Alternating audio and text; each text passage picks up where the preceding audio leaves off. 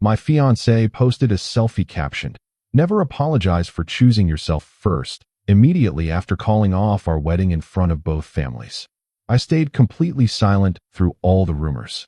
Months later, she deleted the post after her mother publicly admitted she'd made the biggest mistake of her life. "You standing there acting like everything is fine between us is honestly embarrassing." She said it loud enough for both tables to hear. Her mother froze mid-sentence. My sister stopped reaching for her wine glass. Her father looked down at the white tablecloth like he was studying a map. Marissa didn't lower her voice. She never did when she wanted people to witness something. I looked at her, really looked at her, and I didn't say a word. Not one. The candles on the table were still burning. The rooftop restaurant hummed with other people's conversations, other people's laughter. Somewhere 3 tables over, a couple was taking photos against the Manhattan skyline, completely unaware that something was ending right next to them. I set my fork down. I folded my napkin, and I kept my face completely still. What happened after that dinner didn't just end our wedding. It changed every version of who I thought I was, and who I thought she was. And the strange part? The silence that started at that table followed us both for months afterward. It followed her all the way until she deleted the post. But I'm getting ahead of myself. Some things you need to know before any of this makes sense. We were together 4 years. I proposed 8 months before the dinner that ended everything. The wedding was 11 weeks away when she stood up from that table and walked out of the restaurant, leaving me, her parents, my family, and 2 sets of untouched entrees in complete silence. We had already sent the invitations. We had already picked the venue, a place in Tribeca with high ceilings and floor-to-ceiling windows that cost more per hour than most people's monthly rent. We had a shared apartment in Brooklyn. Her clothes were in my closet. My books were on her shelves. Her name was halfway through being added to my lease. Our lives were sewn into each other in the small, invisible ways that make separation feel like surgery without anesthesia. If you enjoy real stories like this, subscribe, because what happened next changed everything for me. I was 31. She was 28. We had met at a gallery opening in Chelsea, which, in retrospect, tells you almost everything you need to know about how our relationship looked versus how it felt. Visually, we made sense. People said it constantly. Friends posted our photos and called us goals. Her Instagram had maybe 40,000 followers when we got together and crossed 90,000 by the time she called things off. Not because of anything I did, just because she'd gotten better at curation. That word, curation. It came up more in the last year of our relationship than in the 3 years before it. She was always curating something. Her feed, her image, her circle, her story. I should have paid more attention to the fact that I was starting to feel like part of the set design. But I didn't. Or maybe I did, and I told myself the feeling would pass. It didn't pass. The dinner at the rooftop in Midtown had been her idea. She called it a pre-wedding family gathering. Something casual to let our parents spend time together before the ceremony. Her parents drove in from Long Island. My mother and sister came from New Jersey. I made a reservation and wore a sport coat and thought, for about 45 minutes, that the evening was going well. Then her phone buzzed twice. She glanced at the screen, and something shifted in her face. A tightness, like a decision being confirmed. I noticed it because I'd been noticing things about her for a while by then. The way certain conversations made her jaw set, the way she'd go quiet after looking at her phone, and then become louder in ways that had nothing to do with what she'd just read. She stood up about 20 minutes after that buzz. She said we needed to talk. And then she didn't wait for a private moment. She just said it right there. That she wasn't sure anymore. That she needed to choose herself. That she felt like she was losing her sense of direction.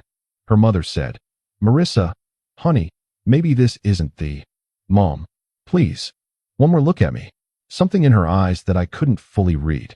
Not cruelty, something more complicated than that. Relief, maybe. Or the performance of relief. And then she walked out. I sat there for another 10 minutes. I thanked the waiter. I paid the bill. I drove my mother and sister back to the car service stop on 7th Avenue, and I told them I was okay. My mother held my face in her hands the way she had when I was 7 years old and had fallen off my bike. My sister didn't say anything, which is how I knew she was furious on my behalf. I walked back to my Brooklyn apartment alone. I didn't call Marissa. I didn't text her. I just sat in the apartment that smelled like both of us, and I waited for the feeling to arrive. The grief, the rage, the collapse. And what arrived instead was something quieter and stranger. Clarity. Not peace. Not relief. Just a clean, cold clarity. Like the kind of silence that settles in right after a very loud sound finally stops. The post went up at 11:47 that night. A selfie. Her hair was down. She was in the car, probably still on the bridge back from the city. She looked relaxed. She looked, honestly, beautiful. The caption, "Never apologize for choosing yourself first." Within 6 hours it had 4,000 likes. I put my phone face down on the nightstand and went to sleep. I didn't comment. I didn't unlike it. I didn't post anything myself. I just went to sleep. That restraint, which felt almost effortless to me in the moment, turned out to be the most devastating thing I could have done. Not because I planned it that way. I didn't. I was simply too tired and too clear-headed to perform grief publicly for people who would have enjoyed it. But from the outside, my silence looked like something else entirely. Marissa's friends moved fast. By the second day, there were stories circulating through our mutual circles, fragments of a narrative I was never asked to confirm or correct. The version that spread was something like, he was suffocating her, controlling, couldn't match her energy. She finally had the courage to leave. I heard these things third-hand, filtered through people who still talked to both of us and felt obligated to relay information like they were dispatches from a war zone. I didn't correct anything. I didn't call anyone to give my side. Her friend Danielle, a woman who had been maid of honor in another friend's wedding 3 months earlier and who documented every meal she ate on Instagram stories, posted a graphic about women who outgrow relationships with the caption, "Sometimes growth means walking away. Proud of the brave women in my life." 14 people tagged Marissa. I knew this because people showed me. They showed me with the energy of people watching something burn and wanting company. I put the phone down every time. Our coworker, Marcus, we didn't work together but had been introduced through the same firm, sent me a text that said, "Yo, I heard. She posted some stuff. You doing okay?" I replied, "Yeah, thanks." That was the longest conversation I had with anyone about the breakup for the first 2 weeks. My mother called twice. I answered both times and told her I was fine and meant it more than she believed. My sister texted every day, short check-ins that I responded to, and once she sent a long paragraph about what she thought of Marissa, and I replied with, "I know. Don't worry about me." She stopped pushing after that. The silence had a texture to it by that point. People were watching to see if I'd break, watching to see if I'd post something bitter, reach out publicly, try to defend myself. The crowd that had witnessed the dinner had already started to fracture into camps. Those who were concerned, those who were entertained, and those who were trying to figure out which side would yield better content. I gave no one anything to work with. 6 weeks after the dinner, I moved. Not far. 2 miles. A smaller apartment in a quieter part of Brooklyn, on a block with a good coffee shop on the corner and almost no foot traffic on weekday mornings. I didn't announce the move. I didn't photograph the new place. I went to work, came home, cooked simple meals, read the books I'd been neglecting for 2 years, and started running again. Something I'd stopped doing during the engagement because we'd been so busy attending events and dinners and parties that existed mostly to generate photos. I ran every morning along the waterfront. I lost 12 pounds without trying. I slept better than I had in 18 months. These facts disturbed me when I noticed them. Not because I was glad the relationship had ended, but because they told me something about what the relationship had cost me that I hadn't been willing to see while I was inside it. I thought about that a lot on those early morning runs. Not about Marissa, not specifically, more about the slow erosion that happens when you're with someone whose primary relationship is with their own image. Everything becomes a performance eventually. Your life becomes their content. Your accomplishments become their backdrop. Your steadiness becomes their stability, the thing they lean on publicly and resist privately, because stability photographs poorly. I'm not saying she was a bad person. I want to be careful here. Marissa had real qualities. She was genuinely intelligent. She had ambition, real ambition, not the performed kind. She was funny when she wasn't performing for an audience. There were long weekday evenings early in our relationship when it was just the two of us, no phones, no events, and she was a completely different person, lighter, more curious, more honest. I fell in love with that version of her. The version that arrived at year 3, increasingly consumed by status and follower count, and what our relationship looked like from the outside, was someone I kept trying to recognize as the same woman. But I'm not sure she was. The rumor I hadn't expected arrived through Marissa's cousin, Tess, who I'd always liked and who called me directly, which I respected. "I'm not calling to take sides," she said. I know, I said. But I thought you should know that people are saying you had a thing going with someone at your office. That's part of the reason she... It's not true. I know that, Bennett. I've known you for 4 years. Then don't worry about it. A pause. She's not in a great place. I'm sorry to hear that. She posted 3 times yesterday. I don't check anymore. Tess exhaled. She's going to regret this. I think she already does. That's not my problem, I said. Not unkindly. Just factually. Another pause, longer this time. Then, you know what's strange? You sound more like yourself now than you did the last time we all had dinner together. I didn't respond to that, but I thought about it for a long time after we hung up. 2 months in, something shifted in the story. Not publicly, quietly. Her post about choosing herself was still up, still accumulating occasional new likes from accounts that had discovered it late, still being referenced in comments by women tagging their friends with the energy of a manifesto. The crown emoji had taken on a life of its own in the comment section. But I started hearing different things from the periphery. Marcus reached out again, this time not about me. He'd run into Marissa at a rooftop event in the meatpacking district and said she'd spent most of the evening on her phone and looked, in his words, tired in a way that had nothing to do with sleep. Her college friend Amanda, who I'd always thought was the most grounded person in Marissa's circle, quietly unfollowed her. Small signals. Nothing definitive. I didn't read into them. I kept running. I kept working. I'd been offered a project in Austin that I'd been putting off because Marissa had wanted us both to stay close to her parents during the lead up to the wedding, and I took it. Flew down on a Monday, spent 3 weeks in a rented house near the river, and worked better and more focused than I had in years. I called my mother from the porch on a Thursday evening. She asked if I was eating. I said yes. She said, "You sound good." I feel good. A long pause. The kind she specializes in. Her mother called me. I set down my glass of water. When? Last week. I wasn't sure whether to tell you. What did she say? That she was embarrassed. About the dinner. About how it was done. My mother chose her next words carefully. She didn't say Marissa was wrong to end things. But she said it should have been done differently. Okay. She sounded sad, Bennett. She's a good woman, I said. And I meant that. Marissa's mother, Diane, had always been warm to me. Genuinely warm, not performatively warm. She remembered small details, asked real questions, sent a card when my father passed away 3 years back that referenced a specific thing I'd told her about him. She was the kind of parent who taught by example, and I'd sometimes wondered privately why that hadn't transferred more fully. Did she say anything about Marissa? I asked. She said she was worried. About? Another pause. She didn't say exactly. Just that things weren't going the way Marissa had expected. I let that sit. Then, "Mom, I'm okay. I'm genuinely okay." "I know you are," she said. "That's what worries me a little." I laughed. First real laugh in a while. The 3rd month was when the story started quietly unraveling. The man Marissa had started spending time with, someone named Calvin, who'd been a rotating presence at the events she attended, someone with a finance job and a better apartment than mine, and a very curated Instagram presence of his own, turned out to be about as emotionally available as a locked room. I heard this through Tess again, who was becoming, unintentionally, my primary source of information I hadn't asked for. She thought it was going somewhere, Tess said. I think he made it clear it wasn't. That's too bad. She posted about it without posting about it. That whole protecting my peace phase. I don't look at her profile. You should probably keep not doing that. I had no plans to change that. But I noticed that the information was reaching me anyway, the way weather reaches you even when you've stayed inside.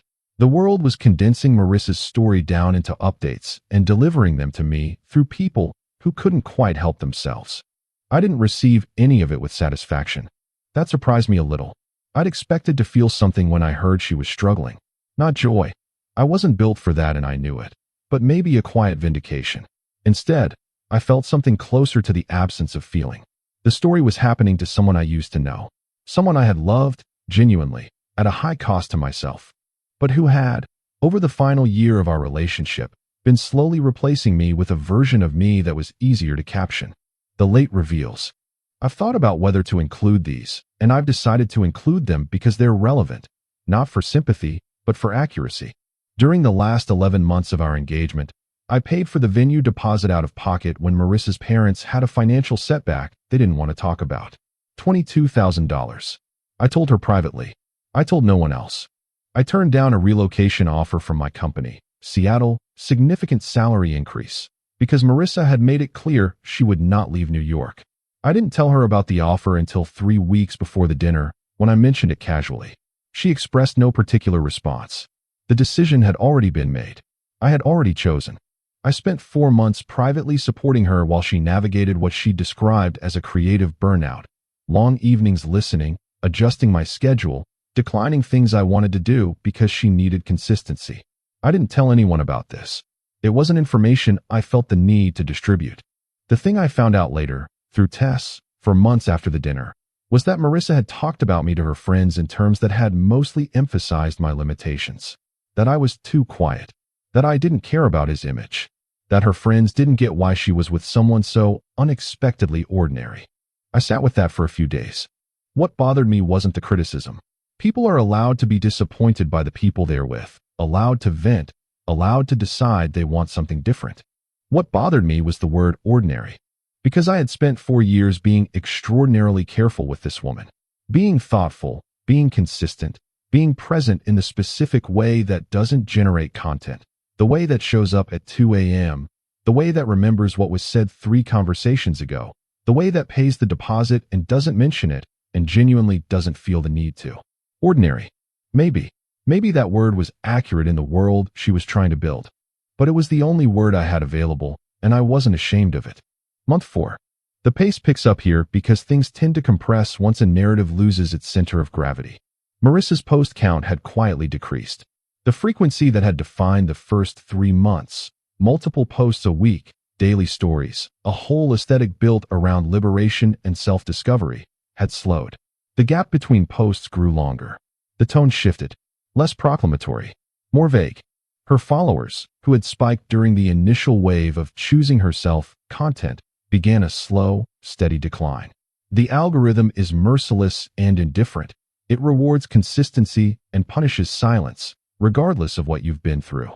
She attended a fundraising event in Tribeca that several mutual acquaintances also attended. Someone told me later, I hadn't asked, that she'd spent part of the evening in a corner with her phone and left before 10. Calvin had posted a photo on his profile with someone else. Her close friend group, the one that had initially rallied around her with the brave women energy, had fractured in the way friend groups fracture when the dramatic event that bonded them has faded and the people involved have returned to their individual lives. Danielle was deep into a new relationship with someone she'd met on an app. The others had drifted back into their orbits. Marissa had built her story on an audience. And audiences move on. The moment I didn't expect came from Diane. Not through my mother. Directly. She sent me a text on a Tuesday morning while I was in a meeting. I saw it during a break. Bennett, I hope you're well. I've been thinking about you. I owe you an apology, and I'm not sure this is the right way to give it, but I wanted to reach out. I stared at the message for a long time. Then I replied, You don't owe me anything, Diane. She wrote back within a minute, I do. I could have said something that night. I should have. I'm sorry for how it happened. I appreciate that. She's not okay, she wrote. I don't know how else to say it. She made a decision and I supported it because she's my daughter and I thought she knew what she was doing. But I don't think she did. I didn't respond immediately to that part. She sent one more message. I hope you haven't let this make you smaller, because you were never the problem. You were the only thing in that relationship that made sense. I read that in a stairwell in Midtown, on a Tuesday morning, with a paper coffee cup in my hand and the sound of the city going about its business outside the window. I thanked her. I told her I hoped Marissa found her footing. I meant that too. What I didn't know until much later was what had been happening inside the family. Tess told me, finally, in full, over coffee on a Saturday in the 5th month. She said she needed to tell someone who actually knew the people involved and wouldn't gossip. The story was this. Marissa had been building toward the exit for longer than anyone knew. There had been a version of her, amplified by her friend group, by the social media world she'd been inhabiting, by the specific kind of aspirational culture that infects certain circles in this city, that had decided I was holding her back. Not dramatically, not because of any specific wrong I'd committed, just because I didn't reflect back the version of herself she was trying to construct. I was stable in a way that felt mundane to her. I was private in a way that read as unambitious. I was consistent in a way that somehow became something to escape rather than something to trust. She kept saying she deserved more, Tess said. But I could never figure out what that meant. More money? You made a good living. More excitement? You guys traveled, you went to nice places. More attention? You were attentive. I kept asking her to be specific, and she couldn't be. I know, I said. She was comparing, Tess said. She was always comparing. To people online, to her friends' relationships, to some idea she'd built about what her life was supposed to look like by 30. She looked into her coffee. The selfie she posted that night. The choosing yourself caption. I think she believed it when she wrote it. I think she did too. But she was choosing an idea, not an actual alternative. Just the idea of something better. Tess paused. And once she was out there with just the idea, there was nothing to hold on to. It happened publicly. I want to be clear, I didn't plan this. I had nothing to do with what Diane said or where she said it. The universe doesn't coordinate vindication. It just sometimes creates conditions where truth becomes unavoidable. Diane attended a baby shower in Long Island, a gathering of women she'd known for years, the kind of social circle where everyone knows everyone's business and has strong feelings about most of it. Marissa had been part of a conversation, not through Diane, but through the satellite network of women connected to all of them, about whether she'd made the right call. By the 5th month, that question had migrated. The initial answer, of course she did. She was choosing herself, had softened into something more ambivalent. Calvin was publicly with someone else. The creative career Marissa had cited as part of her reasoning for needing freedom hadn't accelerated. The follower growth had plateaued. The choosing yourself post was still up, but it was starting to look like a different document than it had in the first week. At the baby shower, the conversation turned, as it apparently does in these gatherings when children aren't yet listening, toward relationships. And someone asked Diane directly, was he actually the problem? And Diane, who had carried the weight of knowing what she knew since that phone call to my mother, since the text she'd sent me, since the quiet months of watching her daughter struggle with a freedom that hadn't opened into anything, said, calmly, in a room of 12 women she'd known for decades. She threw away the best relationship of her life. And I watched her do it. And I told myself she knew best. She didn't. Someone at that gathering knew someone who knew Marissa's friend group. By the end of that weekend, the room had spoken. Not cruelly, not with the energy of a pile-on, but with the finality of people who'd been waiting for one authoritative voice to say what many of them had been quietly thinking. Her mother had said it. The post came down the following Tuesday. No caption, no explanation, no farewell. It was simply gone. The selfie, the crown emoji, the 4,000 likes, the hundreds of comments about brave women and personal growth. Deleted like a document you've decided no longer represents you. I didn't find out about the deletion right away. Tess texted me. She deleted it. I typed back, okay. She wrote, that's all you have to say? I thought about it for a moment. Yeah, I wrote. That's about it. I put the phone down and finished my coffee. Outside my apartment window, Brooklyn was doing its normal Saturday morning thing. Someone was walking a dog with a particular expression of mild existential content. A woman was carrying a paper bag from the bakery 2 blocks over. The light on the street had that particular quality it gets in early fall when everything looks slightly more permanent than it actually is. I hadn't won anything. That's important to understand. There was no moment where I felt I'd been proven right or where the universe had delivered a verdict. Marissa had made a decision. She'd had to live with it. That was simply cause and effect, operating on the schedule it always operates on, which is slower and less dramatic than anyone wants, but more precise than anyone expects. What I felt, standing at my window that Saturday morning, was the specific and somewhat quiet satisfaction of having remained myself. Not perfectly, not without loss. The $22,000 was gone. The years were gone. The version of the future I'd quietly carried. The Tribeca venue, the Long Island family dinners, the small life we might have built together in the good version of events, that was gone.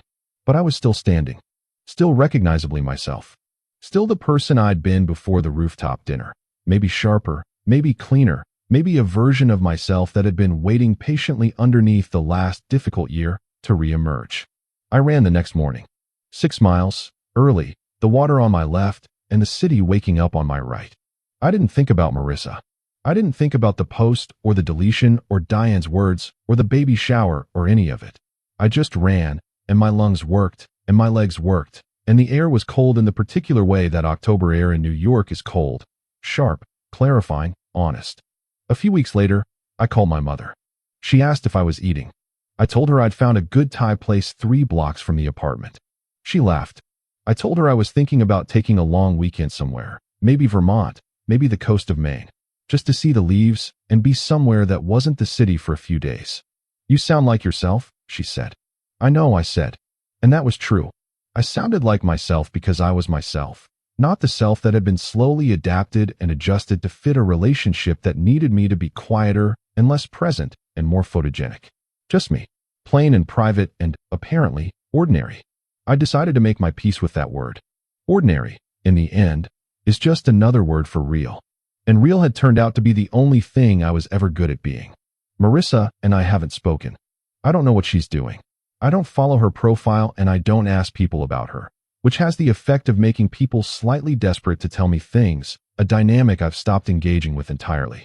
I know that Diane and I exchanged one more message around Thanksgiving, in which she said she hoped I had a good holiday, and I told her the same. Short, warm, a clean ending to a chapter. I know that the Tribeca venue rebooked the date within a month. I know that the apartment still smells like the candles she used to burn only on weekends, or at least it did for the first month, before my habits replaced hers. I didn't need to respond to the rumors. I didn't need to post my side of the story. I didn't need to correct anyone's impression of who I was or what had happened. The truth is a patient thing. It doesn't require your assistance. It just requires you to stay out of its way and let it do its work. And her mother did the rest. The last thing I'll say is this. The dinner happened on a rooftop in Midtown, on a night warm enough for the windows to be open, with Manhattan spread out below us like something that had been arranged specifically to be beautiful. Both families were there. The candles were lit. The food was coming. And then she stood up and said what she said and walked out. And I sat there in the silence she left behind. And I never once, in all the months that followed, raised my voice. Not once. I just kept living. And for what it's worth, by the time she deleted the post, most of the people who had liked it had already forgotten why. By then, my silence had already said everything I needed it to say.